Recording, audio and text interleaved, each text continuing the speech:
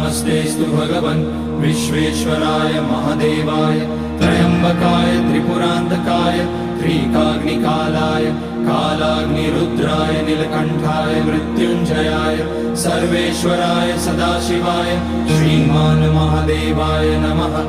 ॐ नमः शम्भवाय च मयोभवाय च नमः शङ्कराय च मयस्कराय च नमः शिवाय च शिवतराय च। ॐ त्र्यम्बकं यजामहे सुगन्धिं पुष्टिवर्धनम् उर्वारुकमिव बन्धनान् मृत्योर्मुक्ष्यमामृतात्। नागेन्द्रहाराय त्रिलोचनाय भस्माङ्गराय महेश्वराय नित्याय शुद्धाय दिगम्बराय तस्मै नकाराय नमः शिवाय। मन्दाकिनी सलिलचन्दन चर्चिताय नन्दीश्वर प्रमथनाथ महेश्वराय